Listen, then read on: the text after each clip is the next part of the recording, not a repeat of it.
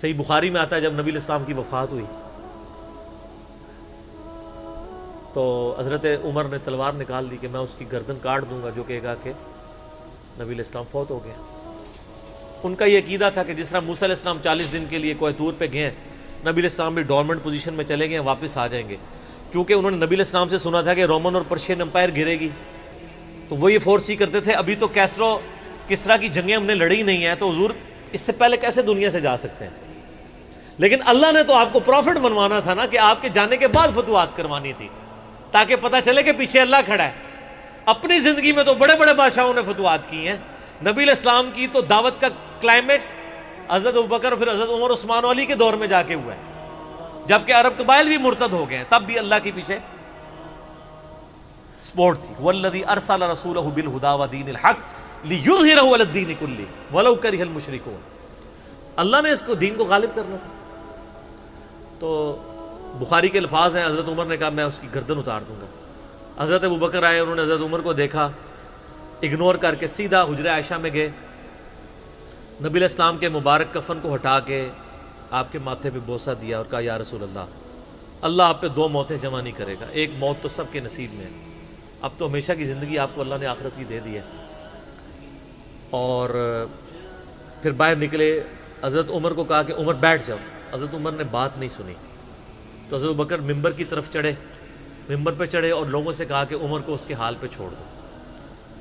حدیث کے الفاظ ہیں کہ لوگ حضرت ابوبکر کا ریگارڈ باقی اصحاب سے زیادہ کرتے تھے، حضرت عمر کو تنہا چھوڑ کے لوگ حضرت ابوبکر کی طرف متوجہ ہو گئے، پہلے وہ جو سارا میلہ ان کے گرد لگا تھا شفٹ ہو گیا۔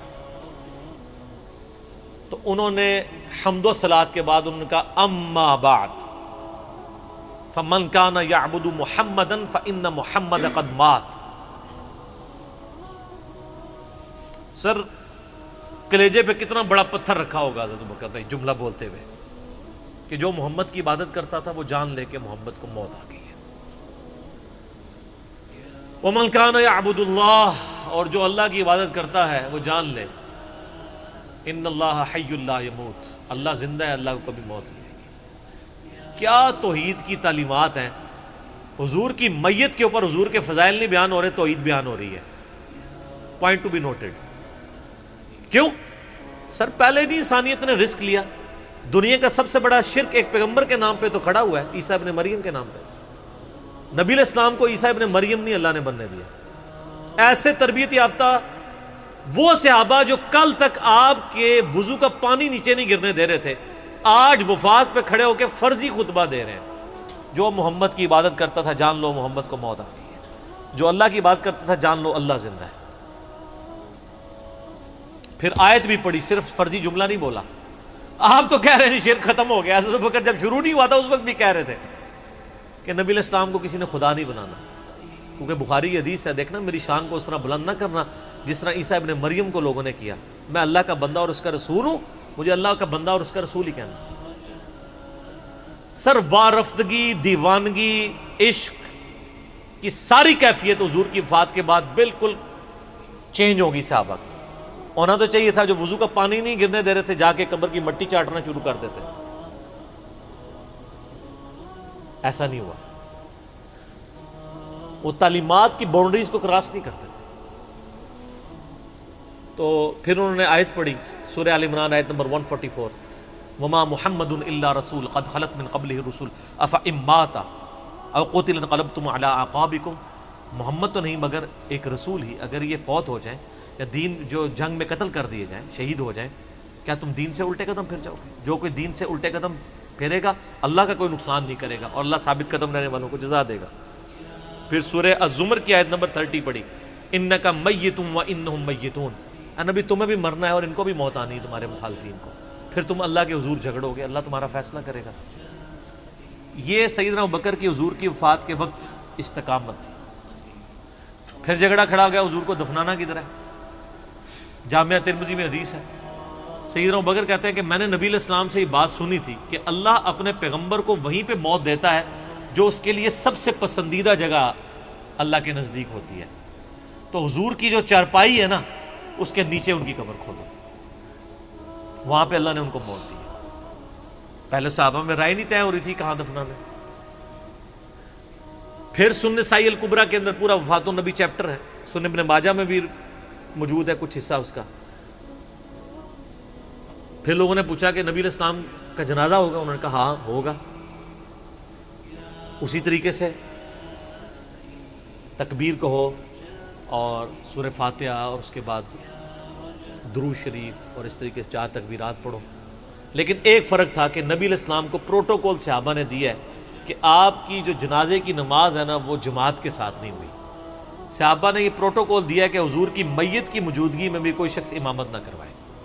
حجرے میں ایک طرف سے لوگ داخل ہوتے تھے، اکیلے اکیلے جنازہ ادا کرتے تھے، اور ڈیٹیل میں آتا ہے 2-3 دن تک جنازہ ہوتا رہا۔ پہلے یعنی مرد داخل ہوئے، اس کے بعد بچے، غلام، پھر عورتیں، اس طریقے سے سب نے جنازہ پڑھا۔ ظاہر ہے 1 لاکھ سے زیادہ لوگ تھے جنازہ پڑھنے والے۔ اس موقع پہ بھی سیدنا ابوبکر کی آپ استقامت دیکھیں، ورنہ حضرت عمر کتنے سٹرانگ اعصاب کے مالک تھے، ان کی حالت آپ دیکھ لیں۔ جب ضرورت پڑی ان کے مضبوط اعصاب کی تو کولیپس کر گئے۔ ابوبکر ہی کھڑے ہوئے ہیں، تو حضور کو پتا تھا نا میں نے مصلی پہ کسے کھڑا کرنا ہے۔ اور بخاری میں الفاظ ہیں، جب مصلی پہ کھڑا کیا فرمایا ابوبکر کے علاوہ سارے دروازے بند کر دو، صرف ابوبکر کے گھر کا دروازہ جو مسجد کی طرف کھلتا ہے، جو مسجد کا دروازہ ابوبکر کے گھر کی طرف ہے وہ کھلا رکھو، باقی سارے بند کر دو۔ تو نبی علیہ السلام کو یہ پتا تھا کہ کس لیول کا کس بندے کا یعنی ایمان ہے، اس کے اعصاب ہیں۔ اور بخاری کے الفاظ ہیں، جب حضرت ابوبکر نے خطبہ دیا، حضرت عمر کہتے ہیں میرے پاؤں میرا بوجھ نہیں اٹھا سکے، اور مجھے یقین آ گیا کہ حضور فوت ہو چکے۔ یہاں قرآن و حدیث سن کے کسی کے کان پہ جوں تک نہیں رنگتی، وہاں پہ حضرت ابوبکر کا خطبہ اور آیات سن کے حضرت عمر کہہ رہے ہیں کہ میرے پاؤں میرا بوجھ نہیں اٹھا سکے، کہ یہ تو واقعی یہ تو قرآن کی آیت۔ اور اس میں بخاری مسلم صحیح بخاری میں الفاظ ہیں، کئی دن تک ہم جب بھی صحابہ ایک دوسرے کو ملتے تھے تو یہی آیت سنایا کرتے تھے، وما محمد الا رسول قد خلت من قبلہ الرسل افئن مات او قتل انقلبتم علی اعقابکم، کہ محمد تو نہیں مگر ایک رسول، انہیں بھی تو موت آنی ہے، تاکہ ہمیں یہ یقین آ جائے کہ حضور دنیا سے چلے گئے۔ تو یہ صحابہ کرام علیہم رضوان کی نبی علیہ السلام کے ساتھ عقیدت تھی۔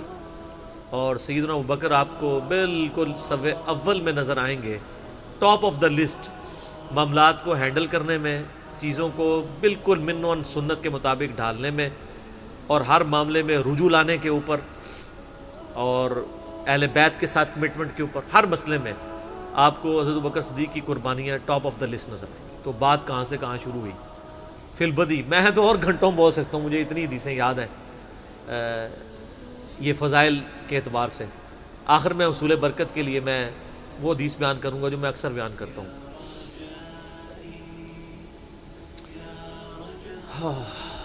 عبداللہ بن عباس رضی اللہ تعالیٰ عنہما کہتے ہیں، بخاری اور مسلم دونوں میں ہے، کہ سیدنا عمر کی میت رکھی ہوئی تھی اور لوگ آ کے ان کی میت پہ سلام پڑھ رہے تھے، اور اپنے اپنے انداز میں خراج تحسین پیش کر رہے تھے کہ اس شخص کی وجہ سے اسلام کو کیا عروج ملا۔ تو کہتے ہیں اتنے میں نے محسوس کیا کہ ایک شخص میرے پیچھے آ کے کھڑا ہوا اور اس نے میرے کندھے پہ یوں کونی رکھی، میری پیٹھ اس کی جانب تھی، اس نے کونی میرے کندھے پہ یوں رکھی، اور حضرت عمر کی میت سے مخاطب ہو کے کہنے لگا کہ اے عمر، اللہ تجھ پہ رحم فرمائے، تو روئے ارض پہ ان لوگوں میں سے ایک شخص تھا کہ میری بھی خواہش تھی کہ میں ان اعمال کے ساتھ اللہ کے حضور پیش ہوتا، کہ اگر اللہ کے حضور پیش ہونے کے لیے مجھے بہترین اعمال چاہیے تو تیرے اعمال۔ ظاہر ہے جی رومن اور پرشین امپائر گری ہے، کس لیول کا عروج،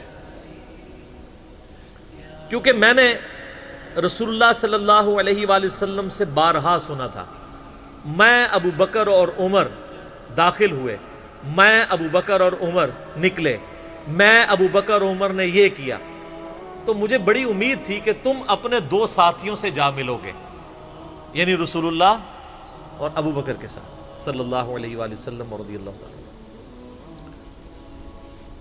تو یعنی نبی علیہ السلام کے بعد سیدنا ابو بکر اور پھر حضرت عمر بھی وہیں پہ پہنچ گئے۔ تو مجھے نبی علیہ السلام کے اس فرمان سے لگتا تھا جس طرح آپ اپنی زندگی میں کہتے تھے نا، میں ابو بکر عمر، میں ابو بکر عمر، میں ابو بکر عمر، مجھے پتا تھا تم نے جا کے انہی سے ہی ملنا ہے جا کے، اور دیکھ لیں قبر بھی پھر ساتھ بنی ہے دونوں کی۔ تو عبداللہ ابن عباس کہتے ہیں کہ میں نے جب یوں مڑ کے دیکھا تو وہ سیدنا علی بن ابی طالب تھے جو حضرت عمر کی میت کے اوپر یہ کلمات پڑھ رہے تھے، میں ابو بکر اور عمر، میں ابو بکر اور عمر رضی اللہ عنہم اجمعین وعلیہم السلام اجمعین۔ اللہ تعالیٰ ہمارے دلوں میں خلفائے راشدین کی محبت، اہل بیت کی محبت راسخ فرمائے رضی اللہ عنہم اجمعین وعلیہم السلام اجمعین، اور قیامت والے دن حوض کوثر پہ ان کے ساتھ محشور فرمائے، آمین ثم آمین۔